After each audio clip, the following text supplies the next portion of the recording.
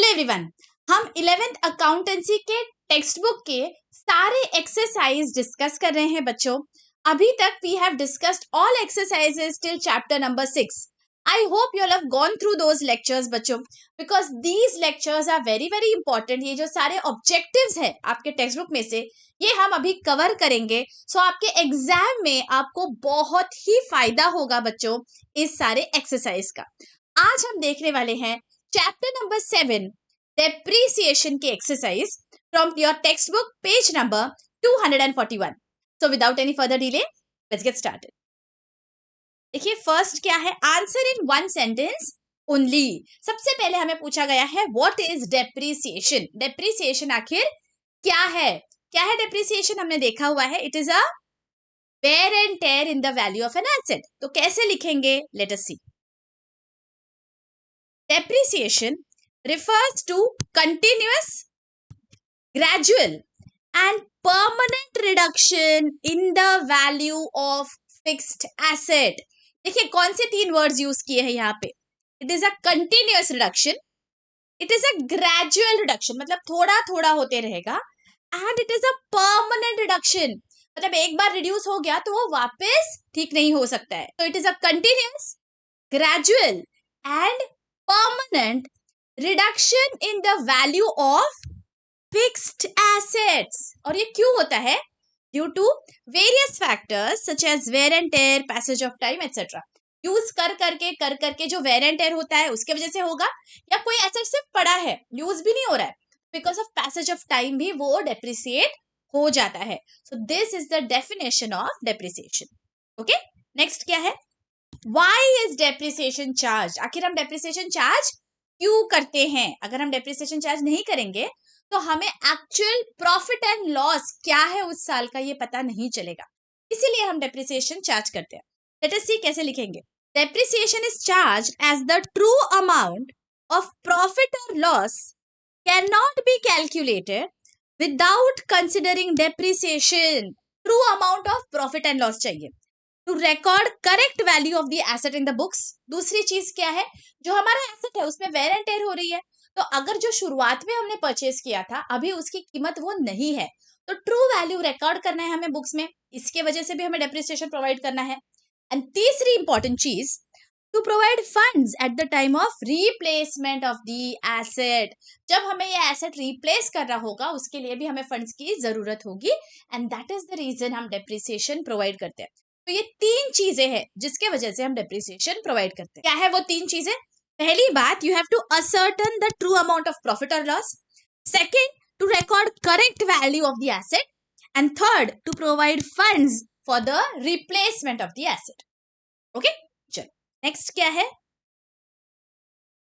What is scrap value of an asset. Scrap value मतलब जब उसका इकोनॉमिक लाइफ खत्म हो जाएगा उसके बाद जिस पे हम बेच सकते हैं हम स्क्रैप वैल्यू बोलते हैं, isn't it? Let us see कैसे लिखेंगे।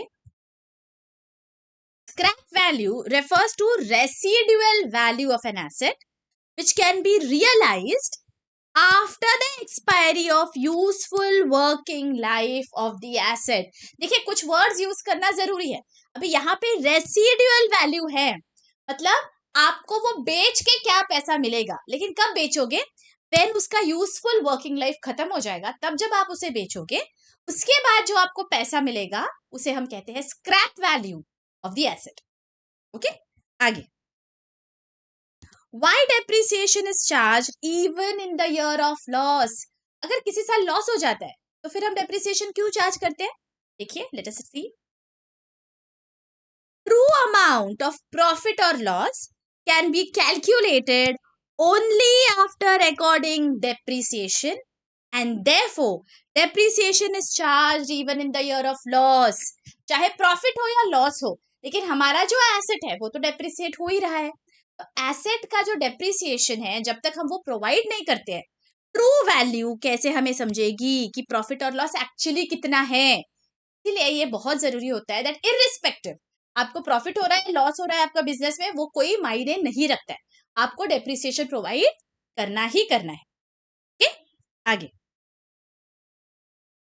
विच account is credited when depreciation is charged. हमारी एंट्री क्या होती है डेप्रिसिएशन की?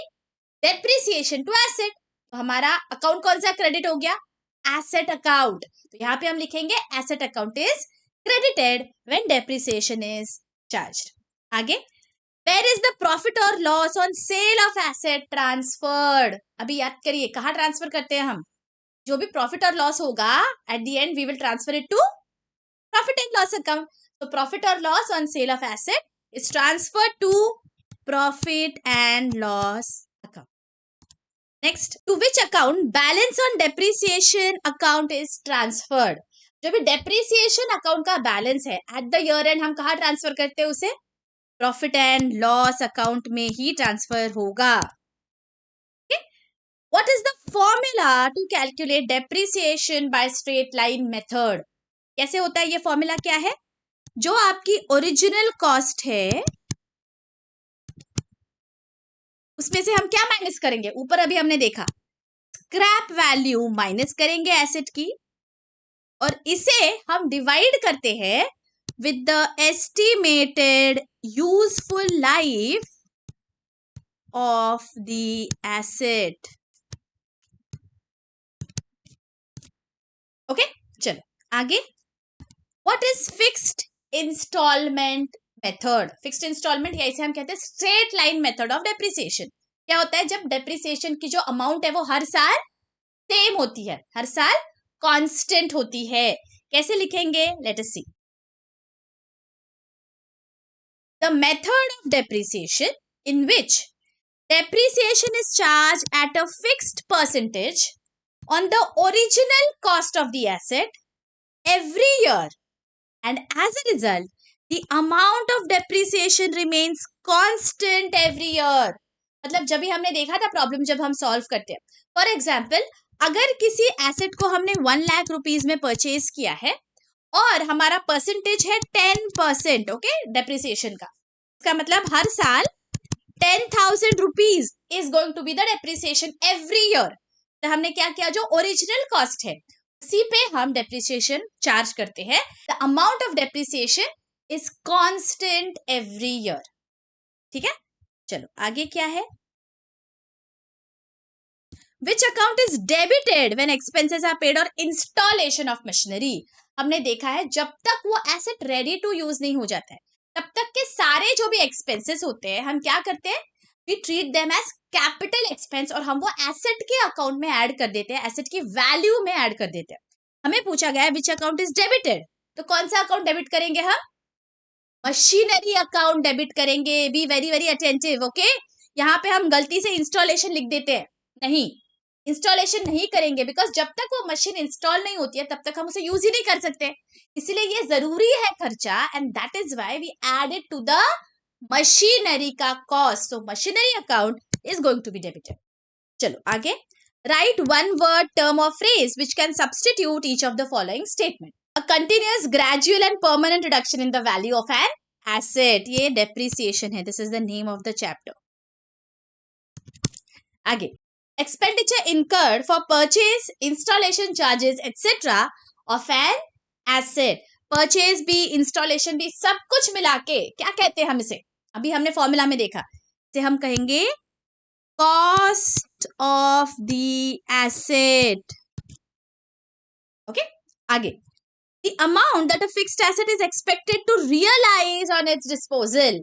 तब जब हम उसे सेल ऑफ कर देंगे, डिस्पोज कर देंगे, उसके बाद जो पैसा मिलता है उसे हम कहते हैं scrap value of the asset.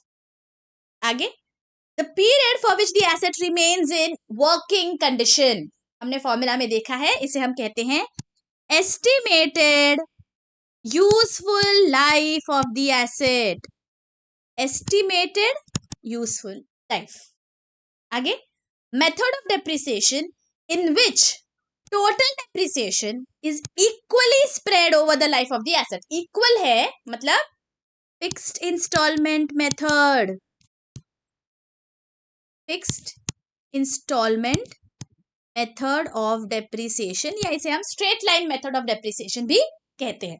आगे, method of depreciation in which rate of depreciation is fixed but amount of depreciation reduces every year. अब यहाँ क्या गलती कर देते हैं हम बच्चों, हम यहाँ पे आधा ही पढ़ते हैं. Rate of depreciation is fixed और हम यहाँ पे लिख के आ जाते हैं fixed instalment method. Please read the entire sentence. आपको यहाँ क्या बोला गया है? रेट इज फिक्स्ड लेकिन अमाउंट रिड्यूसेस. तो इसकी वजह से ये हो जाता है reducing balance method of depreciation,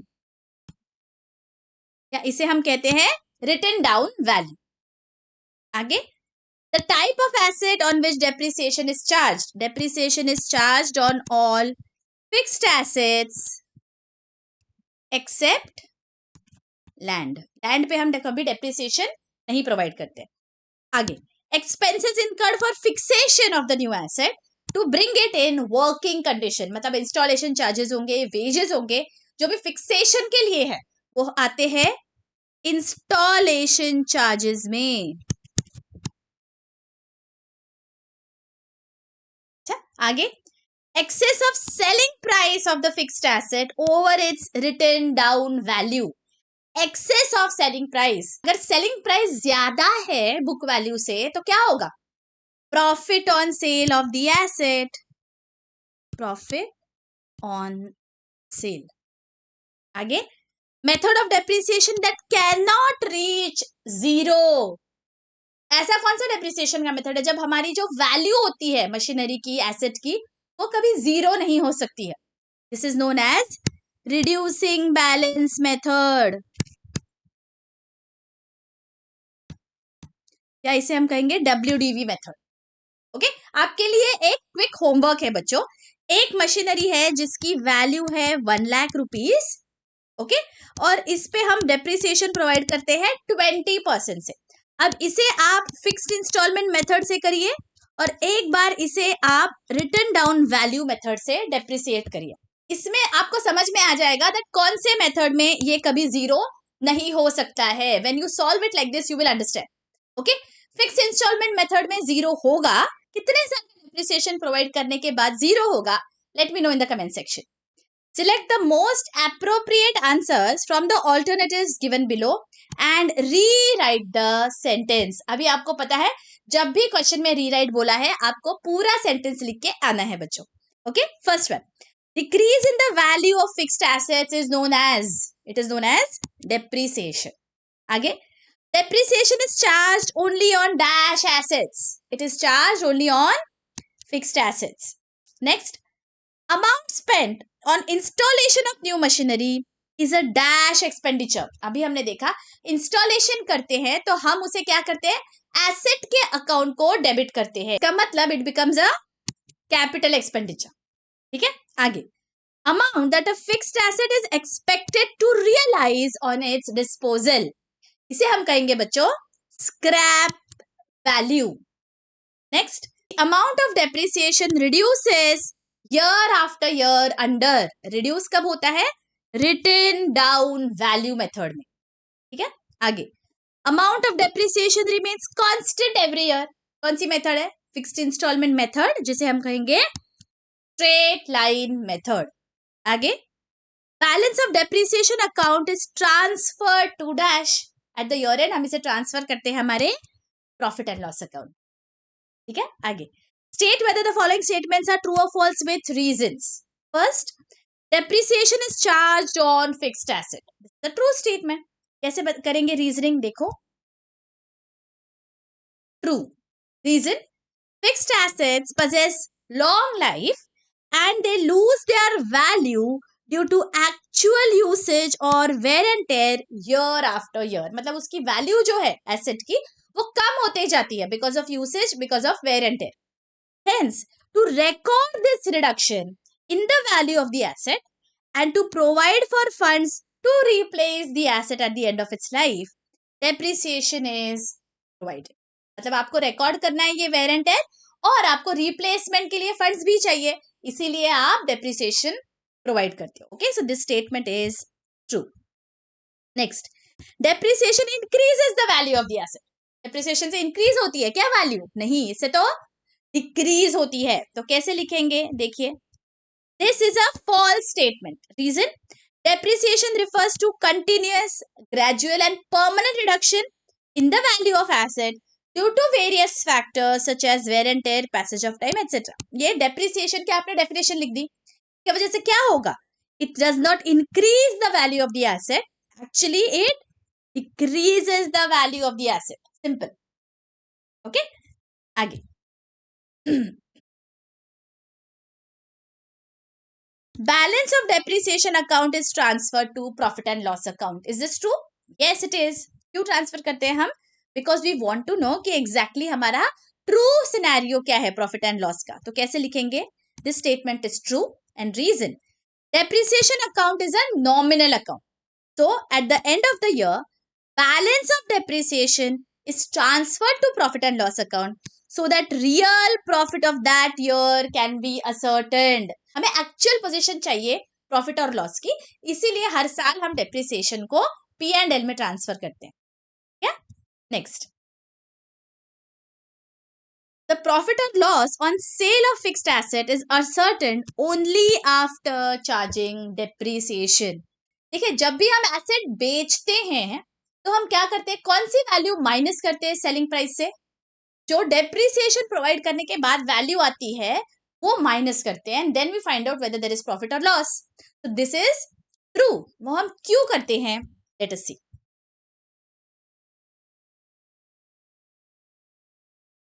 this statement is true. Reason, for calculating profit और loss on the sale of an asset, written down value of the asset needs to be ascertained। मतलब इतने सालों में एक्चुअली वैल्यू क्या है अभी ये asset की, ये कैसे पता चलेगा? जब हम डेप्रिसिएशन को माइनस करेंगे। The written down value of the asset can be ascertained only after depreciation is charged. Hence, profit or loss on fixed asset is ascertained only after charging depreciation. तो यहाँ पे written down value asset की पता करना बहुत जरूरी हो जाता है, एंड दैट इज वाई हम डेप्रिसिएशन चार्ज करते हैं। ठीक है, next, wages paid for installation of machinery are debited to wages account। अभी हमने देखा था they are debited to machinery account, so this is false। कैसे लिखेंगे? This is a false statement। Reason, wages paid for installation of machinery are required to bring the machinery into usable condition। वो machinery ready to use करने के लिए जरूरी है ये wages पे करना। Hence, they are considered a part of the cost of the machinery and debited to machinery account। They are treated as capital expenditure and hence they are not debited to wages account। wages account ये क्या है? revenue expenditure है, लेकिन ये जो है this particular scenario में we treat them as capital expenditure and that is why we debit them to the respective asset account। okay, आगे, it is not necessary to depreciate an asset if it is not in use। अगर कोई asset सिर्फ पड़ा है, हम use नहीं कर रहे, तो क्या उस पर डेप्रिसिएशन नहीं हो रहा है? हो रहा है ना, उसकी वैल्यू रिड्यूस हो रही है, बिकॉज जैसे जैसे टाइम पास हो रहा है वो एसेट का भी डेप्रिसिएशन हो रहा है even though it is not used. So that is the reason this is a false statement. कैसे लिखेंगे देखो, this is a false statement. Reason, even if a fixed asset is not in use, it gets depreciated due to passage of time। Hence, even if the asset is not in use, it is necessary to charge depreciation on it। Alright, next. Depreciation is charged on current assets only। हम depreciation कौन से assets पे charge करते हैं? Fixed assets पे। So this is a false statement। देखिए, depreciation is charged on fixed asset and not on current assets। That is why this is a false statement। आगे, depreciation need not be charged when business is making losses। Again, जैसे कि हमने देखा, हमें true financial position, true profit and loss की figure चाहिए।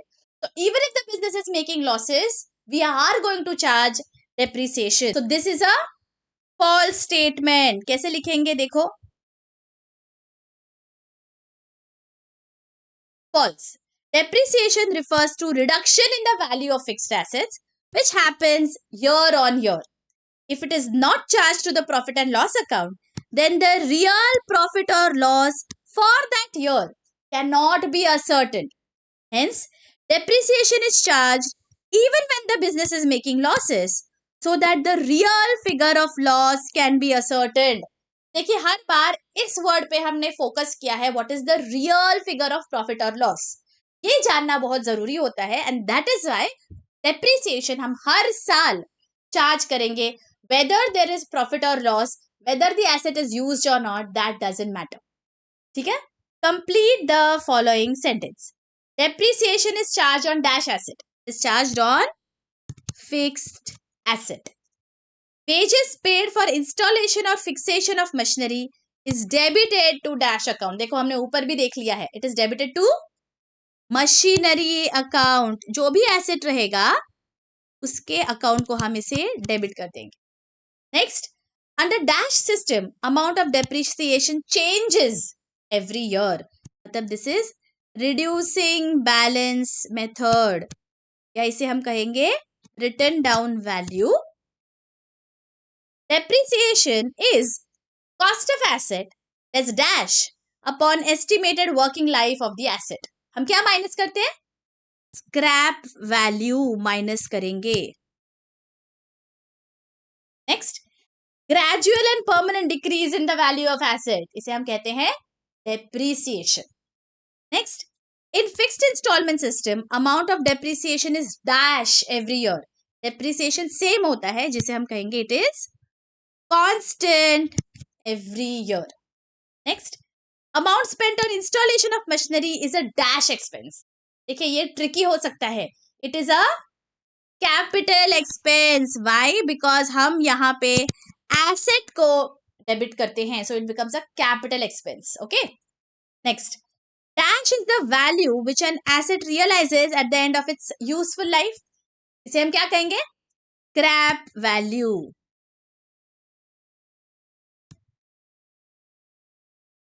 next, depreciation is a dash account. it is a nominal account. depreciation is derived from a Latin word dash, depretium. okay. Do you agree or disagree with the following statement? Depreciation is a non-cash expense. क्या हम actually cash पे करते हैं जब depreciation provide करते हैं? नहीं, इसलिए नॉन कैश एक्सपेंस है. So we agree with this statement. आपको पूरा लिखना है एग्री, ए लिख के नहीं आना है. ठीक है. आगे, under written down value method of depreciation the curve slopes parallel to x axis. अब देखिए बच्चों, हम ये देख लेते हैं quickly. This is your x axis and this is your y axis. यहाँ पे है number of years on the x axis and on the y axis is the amount of depreciation. ठीक है. For example, straight line method of depreciation है.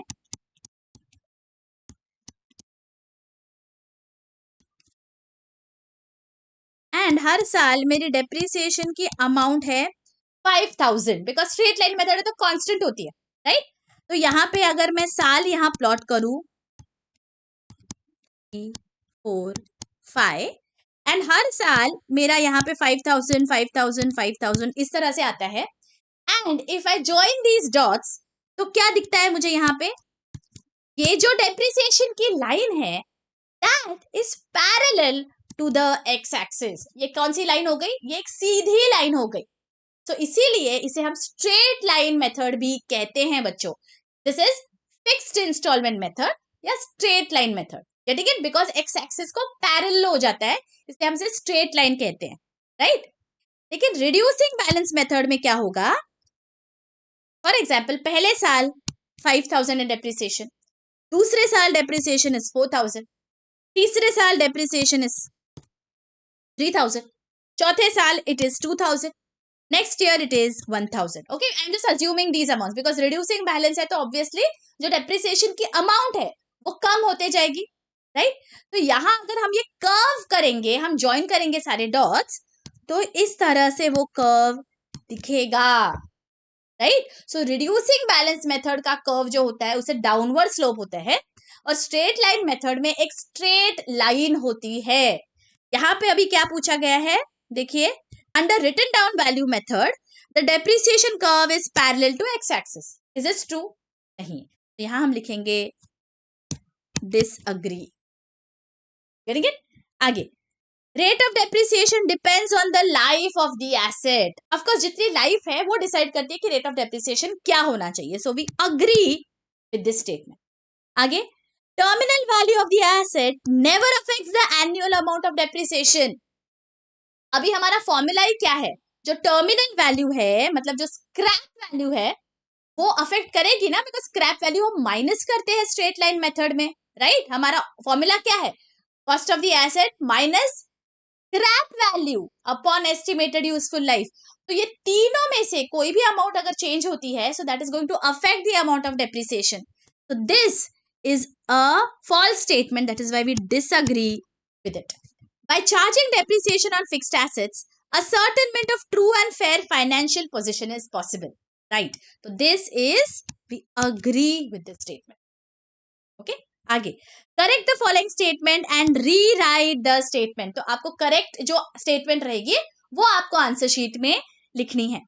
First, residual value of the asset increases the amount of depreciation. Now let us look at this with the help of an example. पहले scenario में मेरी जो original value है वो 10,000 है asset की, scrap value 0 है and number of years is 4.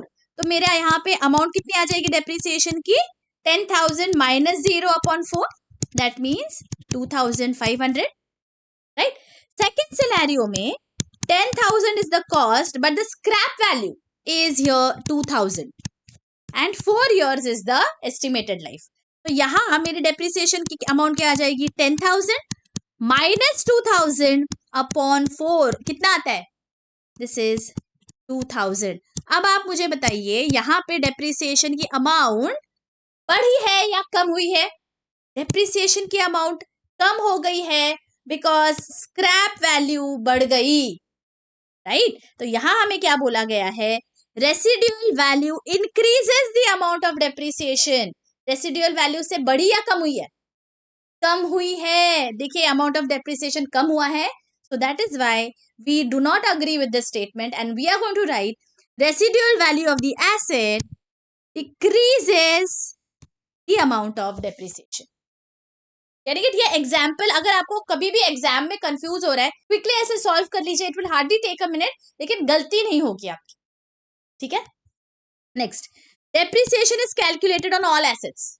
No, it is calculated on all fixed assets except land.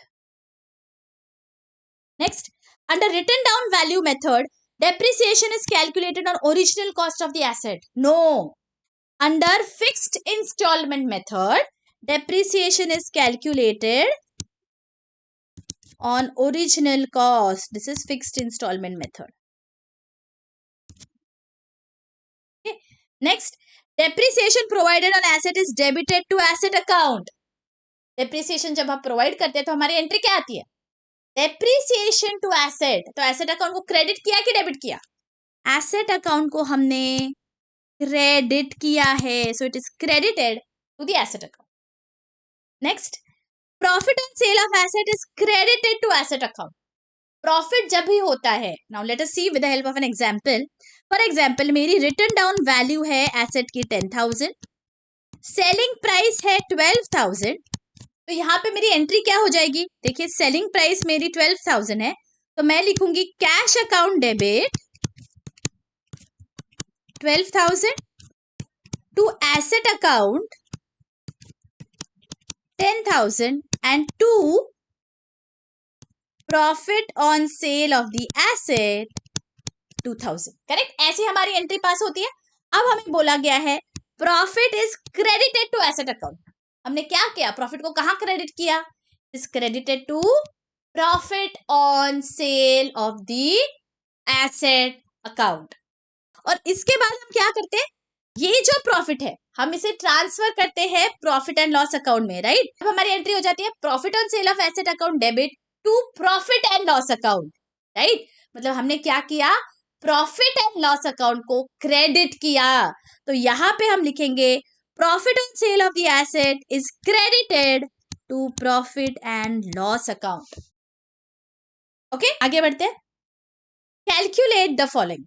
A machine costing 23,000 is estimated to have a life of 7 years and scrap value is 2000 at the end of its useful life. Find amount of depreciation per annum.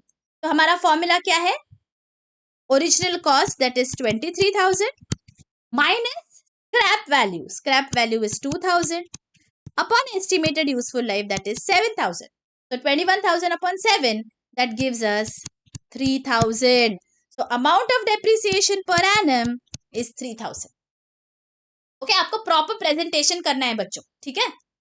Next, if the cost of computer is 40,000 and depreciation is to be charged at 8% per annum, calculate amount of depreciation. अभी ये तो बहुत simple है. 8% of 40,000, that is 8 4 32, 3,200. आगे, Mr. X purchased furniture on 1st October 2015 at 2,80,000 and spent 20,000 on its installation. He provides depreciation at 6% under straight line method on 31st March. Calculate the amount of depreciation. तो 1st October 2015 को इसने खरीदा है 2,80,000 पे and 20,000 is spent on installation, right? तो total cost हमारे लिए हो जाएगी 3 लाख और 31st March 2015 को depreciation provide होगा and the rate of depreciation is 6%. Alright? अब यहां से लेके यहां तक कितने मंथ्स हो गए? 10, 11, 12, 1, 2 and 3. 6 मंथ्स का depreciation यहां हमें कैलकुलेट करना है, right? So 6% of 3 lakh and that will be for 6 months. कितना आता है? This gives us 9,000. सवाल क्या पूछा गया है? Calculate amount of depreciation. So it is 9,000. आगे, Mr. Sitaram and Company purchase a machinery on 1st Jan for 2 lakh. Company provides depreciation at 10% on reducing balance method on 31st March every year. Calculate written down value of machinery as on 31st March 2017. Be very very careful with the dates. Okay, 2017 में क्या आएगी? Written down value ये पूछा गया है. अभी 1st Jan 2016 को 2 लाख पे ये मशीनरी खरीदी गई. So 1st Jan 2016 2 lakh. This is our working note. Depreciation is 10% on reducing balance method. So 31st March 2016 पे 10% of 2 lakh and how many months? 3 months. So 3 by 12. This is 5,000. Right? So as on 1st April 16, what is the written down value of the machinery? 1,95,000. हमें पूछा गया है 31st March 2017, right? तो और एक साल का डेप्रिसिएशन यहाँ पे प्रोवाइड करना है. सो 31st March 2017 पे 10% on reducing balance method, that means 19,500. तो अभी हमारी WDV आ जाएगी 1,75,500. तो हमारा आंसर है यहाँ पे 175,500. On 1st July 2016, Messrs. Ramaya and Company sold machinery for 7,000. Original cost was 10,000, which was purchased on 1st April 2015. Find out profit or loss on sale of machinery if depreciation is charged at 10% on original cost. Okay, so 1st April 2015 में खरीदी थी machinery 10,000 के लिए और 10% depreciation है original cost पे. 10% of 10,000 is 1,000. तो यहाँ पे बच जाता है 9,000. तो एज ऑन 1st April 2016 हमारे मशीन की वैल्यू है 9,000. ये कब बेचा गया? 1st July 2016, right? 1st July 2016. कितने महीने हैं? 4, 5 and 6. 1st July को बेच दिया है, राइट? सो 3 महीने का डेप्रिसिएशन यहाँ पे हमें प्रोवाइड करना है. Depreciation is on original cost, right? So 10% of 10,000 original cost है फॉर 3 मंथ्स. कितना आ जाएगा? 250. तो यहाँ पे हमारी रिटन डाउन वैल्यू हो जाएगी 8750। अब हमें क्या बोला गया है, we have to find out what is the profit और loss on sale of machinery. तो यहाँ पे खत्म नहीं होता है कैलकुलेशन। अब जिस मशीनरी की वैल्यू है 8750, वो हमने 7000 पे बेची, सेलिंग प्राइस इज 7000। इसका मतलब जिसकी वैल्यू 8750 थी, आपने उसे बेच दिया 7000 पे, यहाँ पे आपका नुकसान हो गया ना। तो 1750 will be my loss on sale of the machinery. Getting it? अब बच्चों इसके साथ we have finished the exercise on our chapter depreciation. I hope you are liking these lectures बच्चों। अगर ये लेक्चर्स आपको हेल्पफुल लग रहे हैं, आपके फ्रेंड्स में शेयर करिए। Ensure that every student can take advantage of these lectures, and also do let me know in the comment section that आपको lectures कैसे लग रहे हैं। मिलती हूँ आपको next lecture में। Till then take care, bye.